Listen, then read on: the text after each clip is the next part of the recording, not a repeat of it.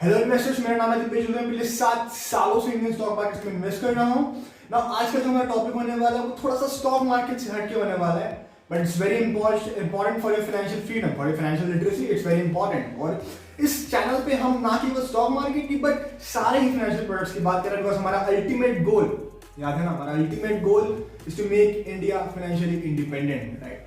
तो हम आज बात करने वाले हैं लिक्विड फंड्स के बारे में। आई थिंक आप लोगों ने कई जगह पे सुना होगा लिक्विड फंड्स के बारे में, बट ये बहुत ही अंडरस्टूड टॉपिक है। क्या मतलब है अंडरस्टूड टॉपिक का? इसका मतलब कि काफी कम लोगों को लिक्विड फंड्स की समझ है। काफी लोगों को लगता है कि बहुत रिस्की है, क्यों डाले इसमें पैसा, वगैरह वगैरह। तो अगर हम बात करें कि आप अपने जो स्पेयर पैसे होते हैं, अगर आपके पास 10-50 हजार रुपए कुछ स्पेयर कैश है, आप उसे कहाँ रखते हैं? सेविंग्स अकाउंट में, राइट। क्योंकि अगर 1 लाख के ऊपर कुछ पैसा है, बड़ा अमाउंट, तो आप शायद उसकी एफडी कर दे जो आपको नहीं चाहिए। कुछ स्टॉक मार्केट में डाल सकते हो, म्यूचुअल फंड्स में डाल सकते हैं। बट अगर आपके पास समझ लीजिए कि 2 महीने के लिए कुछ पैसा पड़ा हुआ है, 30-40 हजार, नॉर्मली कोई भी उस पैसों को स्टॉक मार्केट में इन्वेस्ट नहीं करता, ना उसकी एफडी कराएगा, बट वो अपने सेविंग अकाउंट में पड़ा होता है। अगर मैं बात करूँ सेविंग्स अकाउंट में आपको इंटरेस्ट रेट कितना मिलता है, ठीक है। सेविंग्स अकाउंट में आपको इंटरेस्ट रेट में आज की तारीख में हम बात करें अच्छे बैंक के, SBI, HDFC bank, ICICI bank, इनमें आपको 0.4% से 4% के आसपास का इंटरेस्ट रेट मिलता है।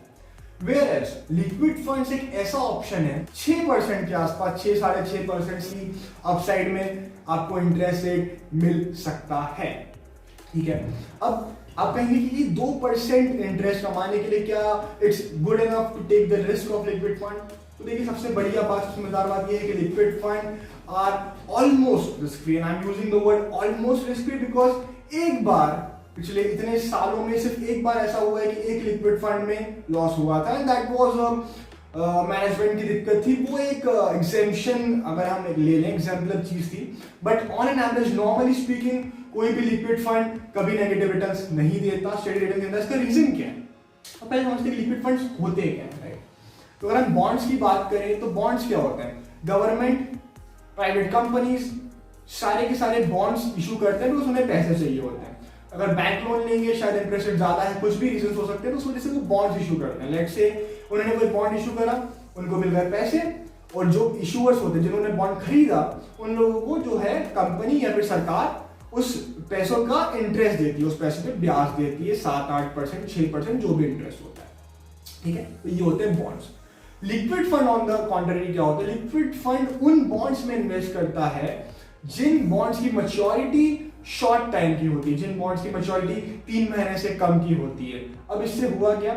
इससे होता यह है कि क्योंकि बॉन्ड्स की मैच्योरिटी बहुत कम की है, 60 डेज, 30 डेज, इस तरह की मैच्योरिटी वाले बॉन्ड्स में इन्वेस्ट करते हैं, द चांस कि वो बॉन्ड्स बैड हो जाएंगे, द चांस कि वो बॉन्ड्स रीपे नहीं करेंगे कंपनीज, बहुत कम हो जाता है। बिकॉज कोई कंपनी का दिवालिया होना 2 साल में पॉसिबल है, बट आज अगर वो कंपनी अच्छी है और अगले 2 महीने में कंपनी खराब, बर्बाद हो जाए, ऐसे होने के चांसेस बहुत कम होते हैं, ऑलमोस्ट नेग्लिजिबल होते हैं। That's why liquid funds are considered as one of the most safest option. Now one another benefit of this is कि अगर आप म्यूचुअल फंड्स में इन्वेस्ट करते हैं तो आपको ये मिलेगा कि अगर आपने लेट्स से एक्सिस बैंक के म्यूचुअल फंड में आप इन्वेस्ट करना चाहते हैं, आपने एक्सिस बैंक के लिक्विड फंड में इन्वेस्ट किया हुआ है, अगर आपको उस लिक्विड फंड से म्यूचुअल फंड में ट्रांसफर करना है पैसा, कोई म्यूचुअल फंड हो सकता है, आपको जस्ट एक कॉल करना है आपके ब्रोकर को कि सर मेरा पैसा जो है लिक्विड फंड से निकाल करके आप इसमें डाल दीजिए, तुरंत हो जाएगा। आपको कुछ नहीं करना, तुरंत वो एक स्विप हो जाएगा।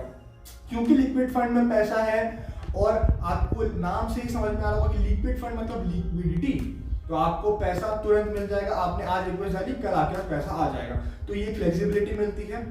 टैक्स ट्रीटमेंट बहुत बढ़िया है इसमें। लिक्विड फंड का एक और फायदा ये है कि अनलाइक अदर म्यूचुअल फंड, इसमें एग्जिट लोड कुछ नहीं होता। 7 दिन के अंदर अगर आप पैसा निकालते हैं, मिनिमल 0.001% समथिंग एक आपको एग्जिट लोड लगता है, अदर देन दैट कोई एग्जिट लोड नहीं लगता।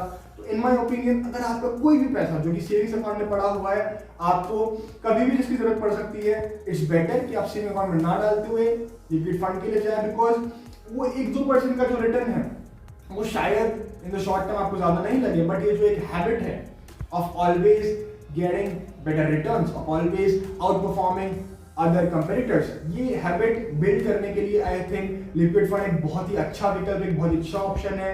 आई would actually advise all of you to actually venture into this. आप लोग, अगर आपके सेविंग्स फंड में कुछ पैसा है, तो बिल्कुल स्टार्ट करिए लिक्विड फंड्स में इन्वेस्ट करना। आप लिक्विड फंड में किसी म्यूचुअल फंड कंपनी के साथ इन्वेस्ट कर सकते हैं। अगर आपके पास ऑलरेडी ब्रोकर है उसके थ्रू भी इन्वेस्ट कर सकते हैं। अदर देन दैट कुछ एप्स है लाइक ग्रो ऐप है, बहुत बढ़िया ऐप है, आप उससे इन्वेस्ट कर सकते हैं। तो I think that this is something जो कि बहुत लीस्ट अंडरस्टूड है, और आप 2-3% इंटरेस्ट पे जो है गिव अवे कर रहे हैं वो ना करें और उसे भी कमाएं। I think I made it clear कि लिक्विड फंड्स क्या होते हैं, आपको कुछ नया सीखने को मिला होगा। अगर आपको सीखने को मिला है तो प्लीज मुझे लाइक करिए इस वीडियो को, कमेंट करके मुझे बताइए आपको वीडियो कैसी लगी। सब्सक्राइब कर दीजिए इसी तरह के इंफॉर्मेटिव वीडियोस के लिए। Until then, stay safe, keep investing.